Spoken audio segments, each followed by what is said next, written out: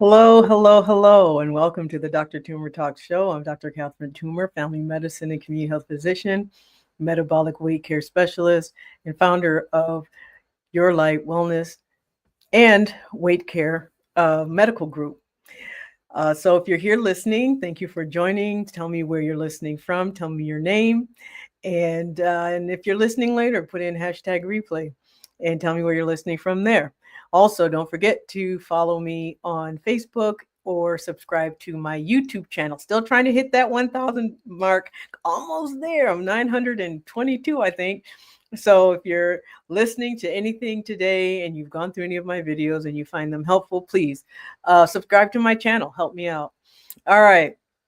So today I am talking about weight loss, which, obviously is my area of expertise, among other things, as a family physician. But I'm also talking about why everything seems to stop working. I hear this a lot, Doc. Nothing's working.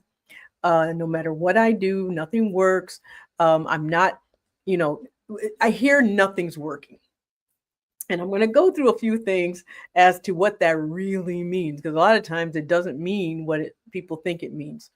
But there are lots of different reasons why this happens. And when I say it's not working, what I mean is that there are people who have been trying to lose weight, doing everything that they've been told to do, all the exercises, eating properly, giving up sugar, giving up flour, giving up potatoes, all the white foods we talk about that cause problems, and still are gaining or not losing. Then you have others who have been losing weight nice and steadily, and then all of a sudden it stops no matter what they do. It just stops. And usually it's like, I haven't reached my goal weight. I haven't reached my ideal weight. And so they think that something's wrong. And I'll talk about all the reasons why this can be that way. It's the most common reasons.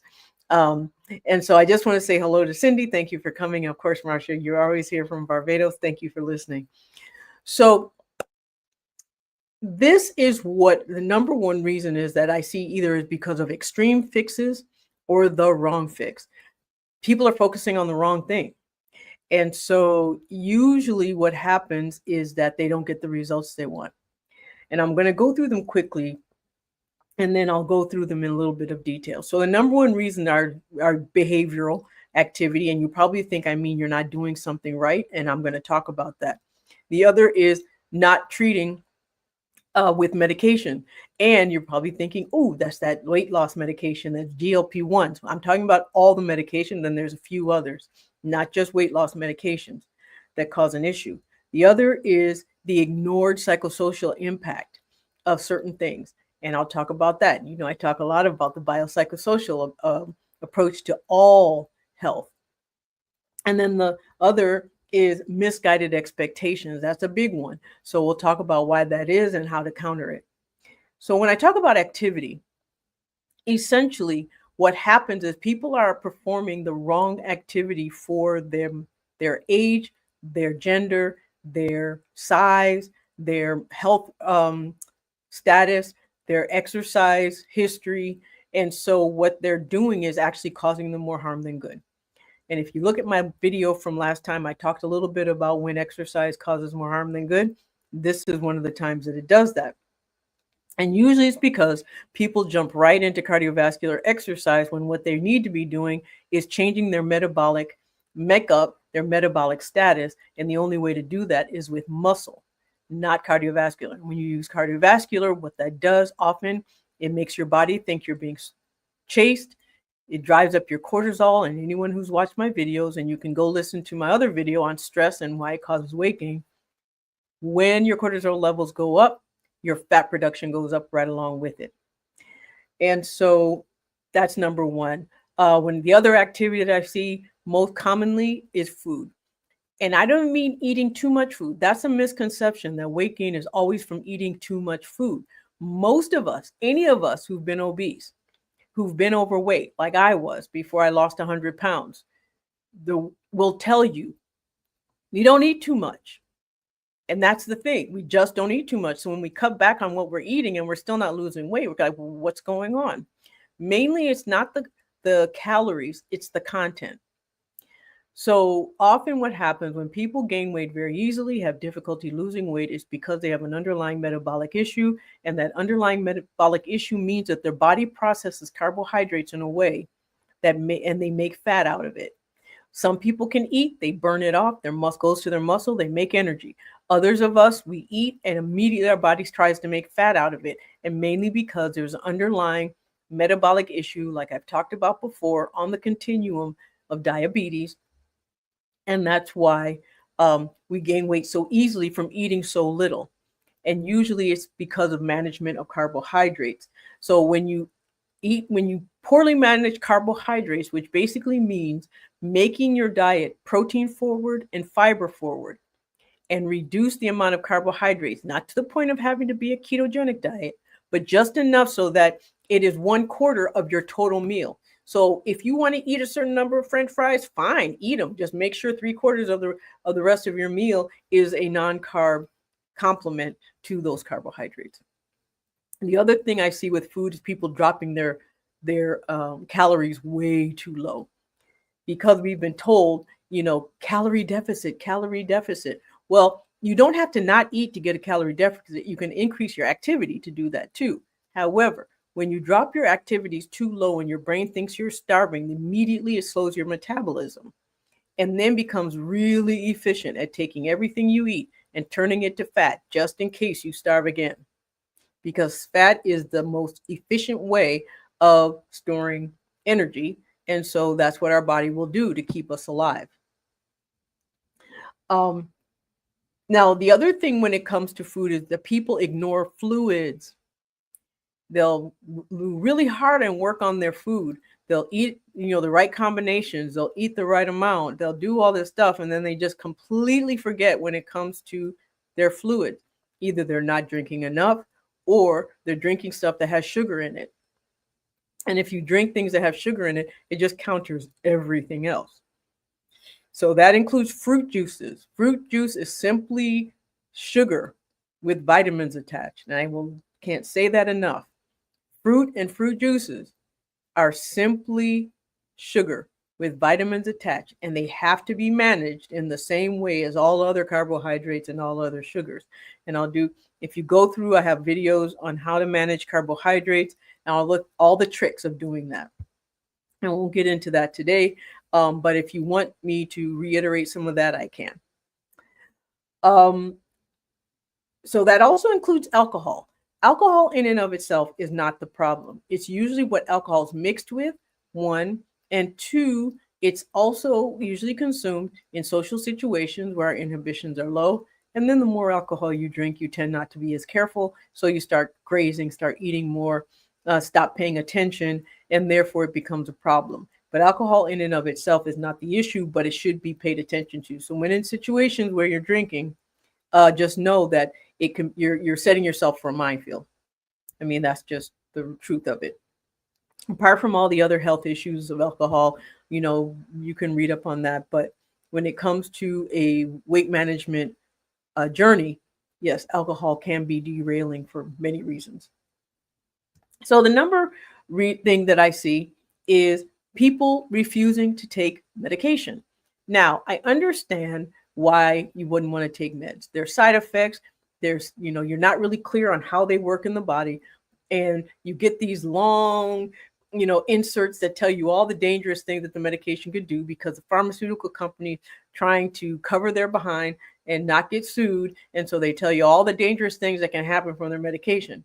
However, they do that for all medication. And if you ever want to see, what you take and all the things that it can potentially do, you can just look at an insert you can look at inserts with aspirin, Tylenol, Tums. Just read up on some of the things that they claim they do. The adverse side effects are so minuscule. They're so rare, but they have to say. And most of the time, it only happens in rats. They've never seen it in humans. They've only seen it in research animals, but they have to report it if it's ever been seen. So that's, and the meds that are biggest, I know everyone's thinking, ooh, GLP-1s, that's the ones you're talking about. Well, I am to a certain degree. There's others too, and I'm going to talk about those. But GLP-1s essentially treat the cause of weight gain. If you're someone who has a metabolic issue and is very efficient at turning food into fat, the only thing that's going to help counter that is muscle and medication. And then I always say add mindfulness, because you want your cortisol levels to stay down. So meditation, keeping your stress levels down, helps as well. But avoiding medication in those situations essentially says your body is being damaged by the process of the disease state. And the only way to stop that is either white knuckling it and just doing extreme behaviors for the rest of your life, or using medication, so that you can have a nice balance of doing some activity, some medication, and therefore you live a normal life and it doesn't impact your family adversely, your life adversely, your work, or any other thing. And so avoiding GLP-1s when you need one is cutting off your nose to spite your face. The other that I see, though, when people are on GLP-1s, often they're on the wrong one. And they're like, it's not working. Well, if you're someone who responds very much to stress and cortisol causing weight gain, then being on semaglutide or Trulicity or any of the others is not going to work as well as being on being on tirzepatide, which is Zepbound or Mounjaro. It has a GIP component which blocks the effect of stress on our bodies, or the effect of cortisol on our bodies. And therefore, if you're someone who is highly sensitive to stress, like I am, then being on anything else is only going to partially treat what's the underlying cause. The other that I see with medication is the misguided expectations of GLP-1s. People think you start them and your weight's just going to whisper away. No, that's not how it works. If everyone has a multifactorial reason as to why their body is holding on to weight. GLP-1s only treat the metabolic reasons. They don't treat all the others. So if there's lots of different reasons and and a metabolic is only one of them, the GLP-1 is only going to treat that. The other is that you want it to be 1/2 pound to 1 pound a week. That's the average. That's the pace of weight loss you want. And this 20, 30, 40 pounds in a month, it depends on how much weight someone needs to lose. So, 30 pounds of 300 is only 10%. 30 pounds of 100 is 30%. There's a total difference in the process when that is the case. So not everybody's going to lose large amounts at once, and it's not favorable. In fact, sometimes it's dangerous, and we don't want to see that happen. And so expecting weight to just fall off at the lowest dose in a dose-dependent medication is just simply unrealistic. And so many times with GLP-1s, it's simply managing expectations around the medication. The other medication I see people avoiding is thyroid replacement. They're like, oh yeah, I was told I had a low-acting thyroid. Why are you not on replacement? As long as your thyroid function is low, your body's metabolism is low. And so therefore, your body does not efficiently burn off the food that you eat. So if you need thyroid medication, if we're told that you have, mild hypothyroidism, it doesn't matter how mild it is. Your body is not functioning efficiently, and that thyroid hormones need to be replaced. If you've ever been on one, you should not stop them. If your doctor says you need one, you should go on one. Do not avoid thyroid medication. It is not a dangerous medication. It is essential hormone for your body to function, and not taking it actually puts you in more harm than the medication ever could. The other that I see people avoiding are hormone replacement therapy. I don't know if many of you watched the menopause special with Oprah yesterday, so maybe people will change their mind, because once Oprah says it, it's true. So with hormone replacement therapy, there's this avoidance because of a dispute, a poorly done and already disputed study saying that hormone replacement causes breast cancer, which it does not. The cases of breast cancer from hormone replacement are so minuscule that, and the thing is, and so easily countered, by doing self-breast exams, by getting annual mammograms, that there's no reason to avoid hormone replacement. In fact, hormone replacement is beneficial in that it stops your body from becoming very efficient at making fat. Again, everybody gains weight if they don't replace their hormones. They gain it through the middle, and that is metabolic weight gain. Menopause is a metabolic disruptor. And so by not taking hormone replacement, not only are you metabolically disrupting your system, but you're also putting your heart at risk, your brain at risk. Dementia is something that happens from menopause. You're putting your bones at risk. You're putting a lot of things at risk, your psychosocial, your relationships at risk, because your mood stabilization goes. So, there's just lots of reasons why hormone replacement should happen. And without it, your body's fighting a process that you cannot counter. You can't make your own hormones. You cannot make estrogen. You cannot make testosterone. You cannot make progesterone. Your body has to make it. And if it can't make it anymore because your ovaries are shutting down or your testes are shutting down in men, then it's time to replace it.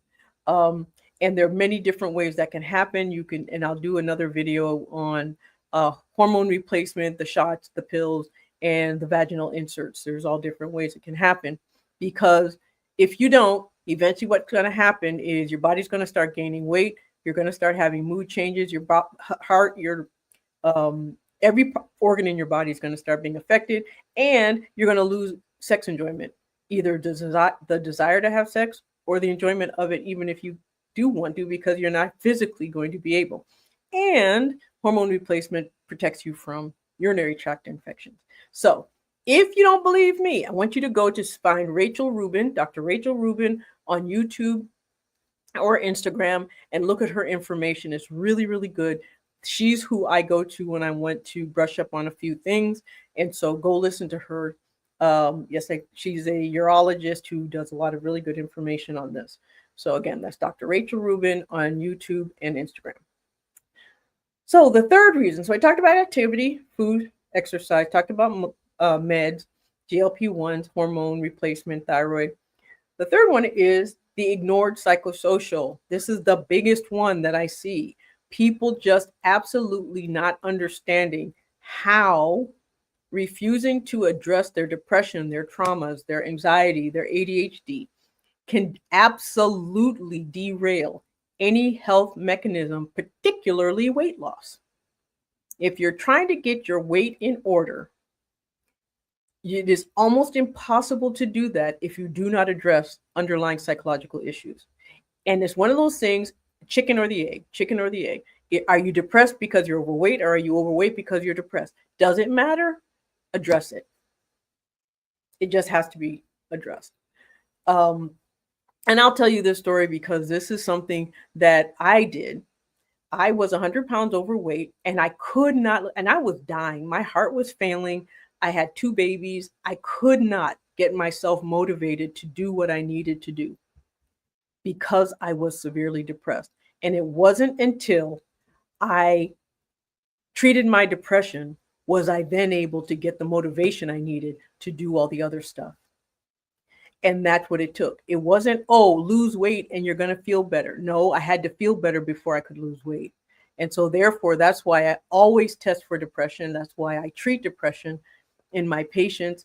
It's why I'm very clear about the psychosocial things that have to happen in order for it to be a successful process. The other that I talk a lot about stress and what stress can do. You can go look at my past videos, and there's a lot on stress, cortisol, and what that does in terms of weight. And if you do not address your stress, nothing else you do is going to work. Because what stress does is it changes what your body does with food. When you eat calmly, your food is digested calmly. When you're under stress, your food is digested under stress, and it's stored as fat. So if you don't address your stress or do something either immediately through deep yoga breathing, mindfulness, meditation, yoga, Pilates, long-term, get rid of what's causing you stress, well, then it's going to override all your other things. And even if you have some success, it will make that success less efficient because it's fighting it.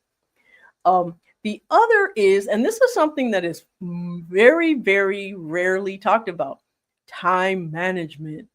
When you are rushing, your body sees it as being chased. It is a stressor, psychologically and physiologically. So, time management, doing things slowly, doing things in a timely manner, not leaving things to the last minute, either in the more daily or long, overarching, like waiting to do your taxes when you know April 15th is coming up and you wait till April 14th to start doing your taxes, you're going to be under stress. So, that's why time management is important, because it does stress. Your body just takes rushing as if you are stressed, and cortisol and all the rest. So you see the connection. But the number one reason I see the weight loss stops, or at least I'm reported that it stops and it's not working, is misguided expectations. Weight loss is not linear. It doesn't go from this and go down. This is what weight loss does. It looks a bit like an EKG, actually. If you've ever seen an EKG, it goes so you end up going down. Like overall, you end up down. However, it's never just a straight line.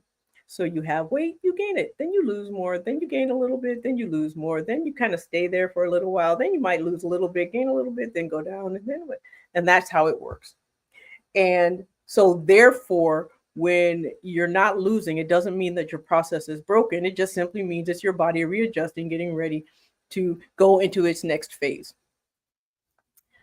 But if you really are concerned, always go into your process with a expert to guide you, because that way it helps you from falling off. It helps you from getting discouraged. It helps you from thinking something's wrong when it's absolutely normal.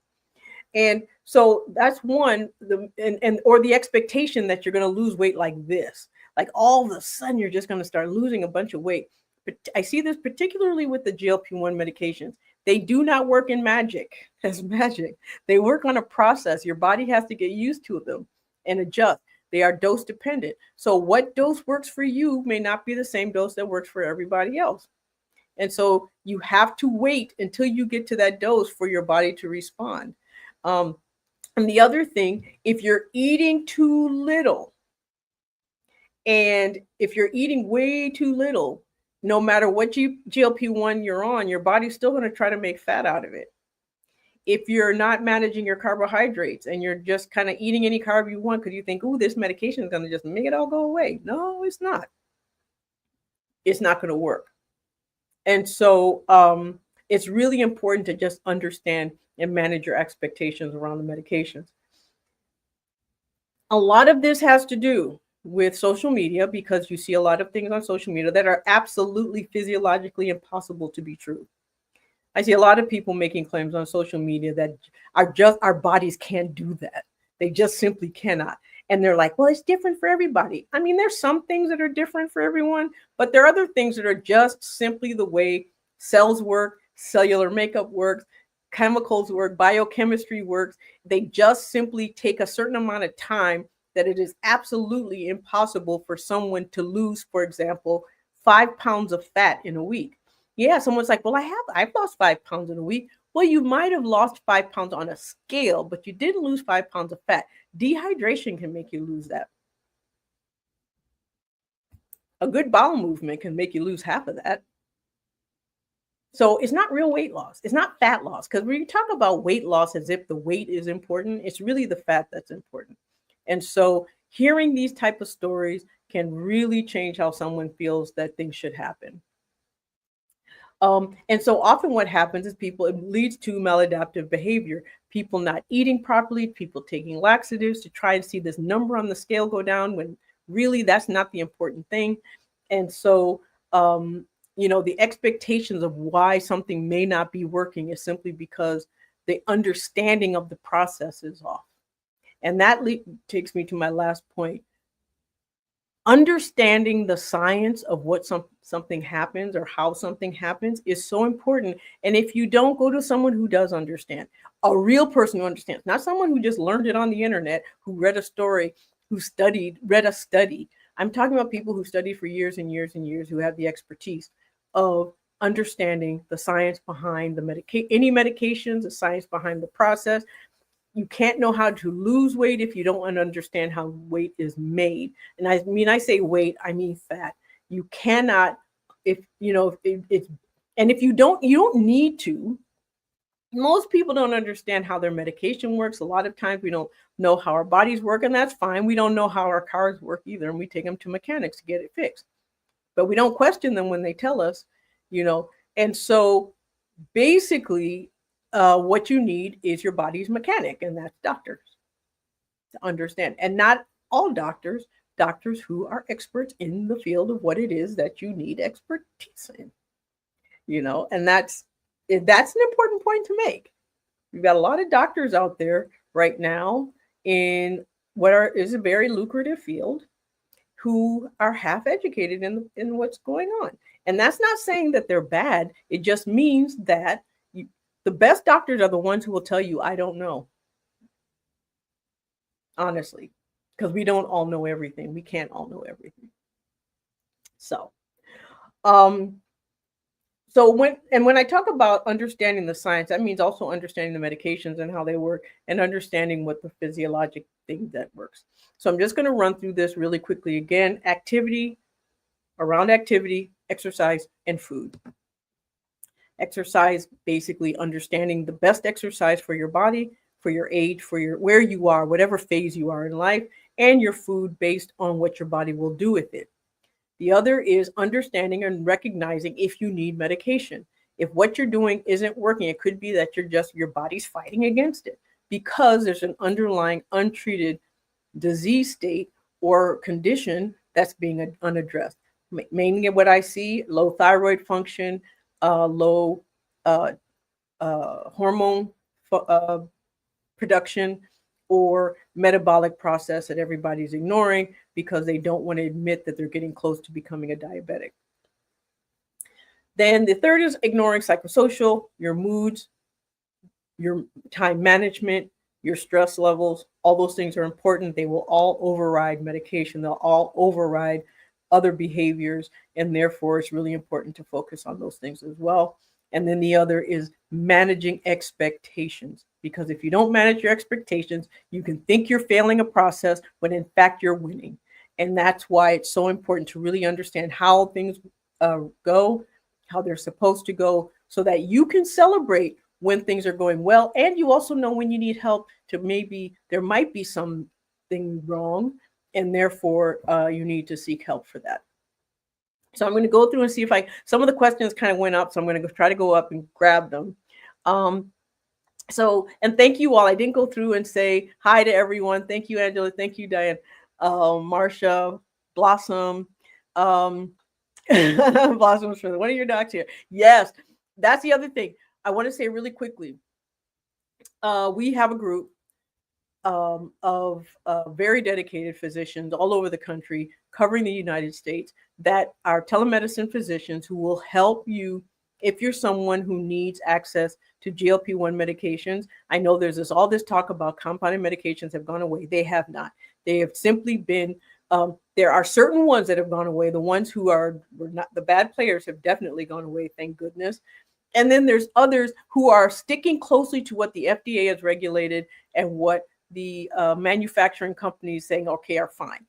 Basically what is happening, they're going after those who are making false claims, they're going after those who are making substandard medication, and they're going after those who are making claims using the original names of the medication. So there still is available. We have doctors who have access. So if you are interested in, you can go to my link tree, which is linktree.com/Dr. Toomer, and there is a form there that you can fill out, and I will connect you to a doctor in your state. So let me see. Denise says, I'm in perimenopause. Doctors recommending birth control for 1 to 2 years until I hit menopause. Do you recommend this? Absolutely. That is how it's done. The hormones that are in birth control are the same hormones, just at different levels that you need for hormone replacement. What that will do will help prevent um, the weight gain that comes with menopause or perimenopause, but it also protects you. It protects your organs. The earlier you start hormone replacement, the more protective it is, and that's just true. And I can tell you, as someone who is who just was negligent, and I started mine way too late. You must start it before you're 60. If you are on HRT and stop, can that be attributed to early dementia? Usually it's not taking it that causes dementia, not the other way around. I'm not sure if I understand your question. So if you took it and you stopped it, it can contribute to dementia, but there are lots, dementia is another one of those things that has lots of factors. What's your blood sugar's been running? What have your blood pressure been running? Is there a family history? What type of dementia is it? So all those things play a role. Let me see. Is it okay to fast for a month? No food, only in taking water? No. Not unless you want to just throw off your metabolism and just destroy it. Mashai Brown.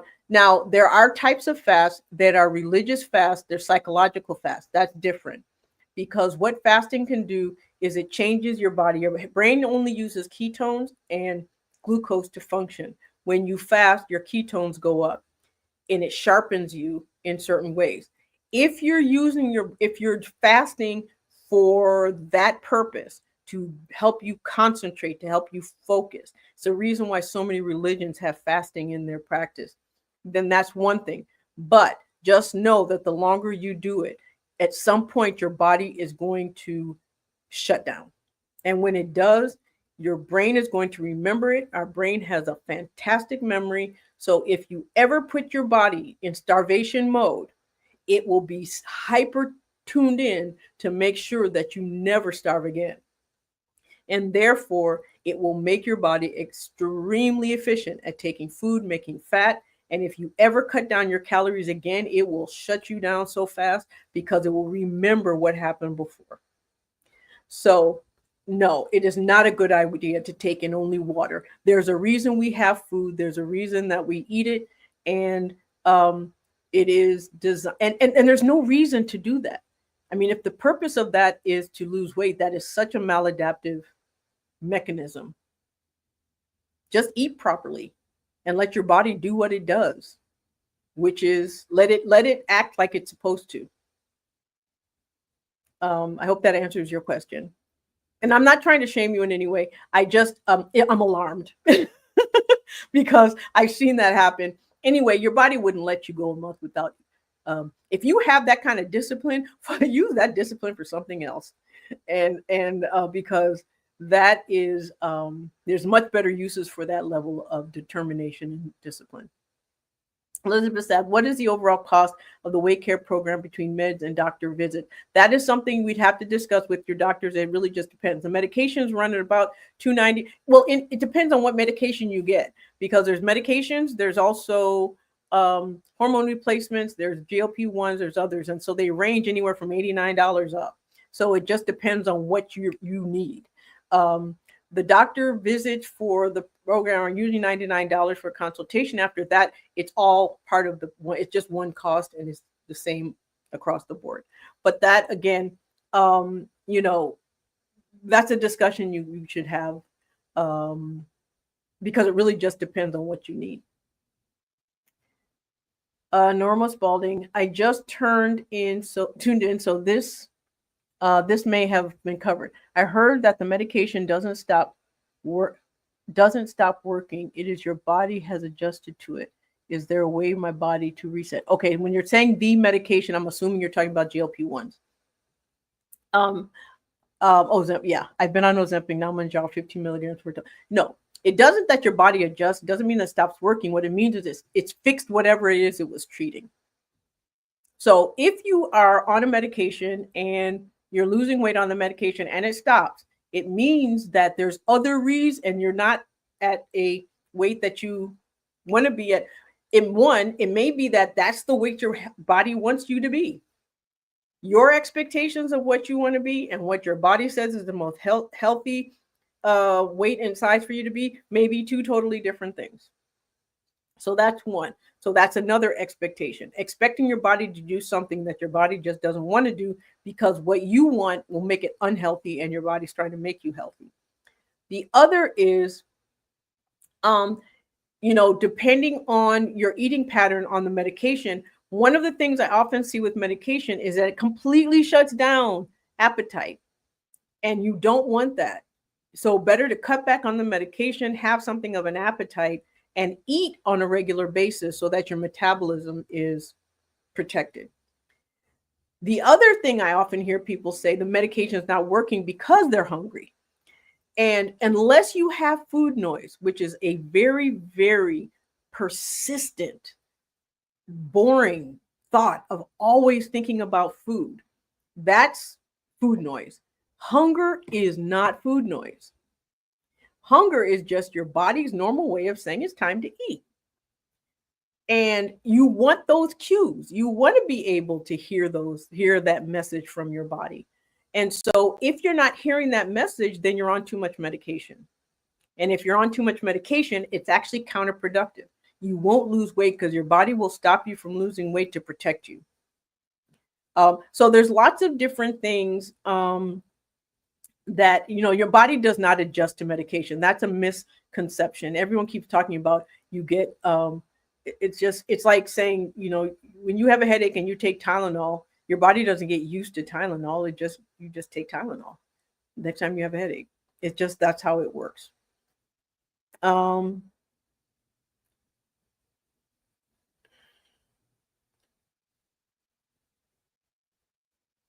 don't know where these comments are coming from. Okay. Let me go up because I'm seeing things. Agree, went through that. Don't know what that means. Tracy, Clarissa says, I don't think they care. They just want not Caucasian. I don't know what that means. Thank you. Someone else did it. Not me. Huh? Oh, you're saying someone else fasted for a month with water. Yeah. It's very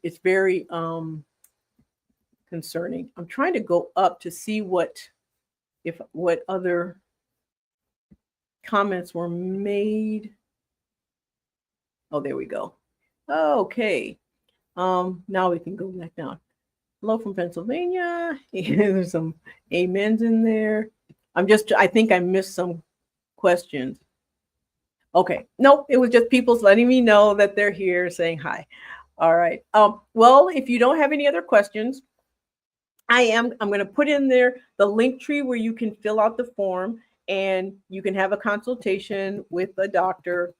linktree.com/@Dr. That's my link tree. If you don't want to, or if you want, you can also make a consultation appointment with me, and then I can kind of determine what you need and then pass you off to another doctor if you want. And that's at drtumor.com if you want to do it that way. Or you can just ask me questions after this video or on my Facebook page, not in messages. I can tell you now, Messenger, they get lost. So it's better just to put it as a comment after this. I do tend to see things that are messages on TikTok, however. But for some reason, Messenger messages get lost. They end up in some spam folder somewhere and I never see them. Let me see. There's new comments. I think my body is at the weight it's supposed to be because I have stopped losing. I'm on Epic. I'm assuming you mean Ozempic. So it really just depends. I mean, there's no way of knowing without doing an evaluation, because it could be. But again, there's too many factors and too many questions that have to be answered before knowing if that's the case. As you said, as usual, good advice. Making a salad now for dinner. Make sure there's some protein in that salad, and then that way, and then you're good. Although like in Planiscure, I'm not sure what that means. Plantar fasciitis cure. Oh, I see. It's somebody trying to sell you guys something. So I'm going to delete the comments because I think that's off. Sometimes it happens to get some people who just want to sell you stuff, and so I'll delete that. As usual. Okay. So will birth control be less effective for perimenopause if I continue with GLP-1? It won't be less effective for perimenopause, but it will be less effective for birth control. So if you're using a hormonal birth control, like oral contraception for contraception, then yes, GLP-1s will lower their efficacy. But if you're using it for perimenopause, it won't. Does that make sense? Because the combination of having your metabolic process, your metabolic dysregulation that perimenopause is causing, being treated at the same time as replacing those hormones is actually a wonderful combination, and your body will love it.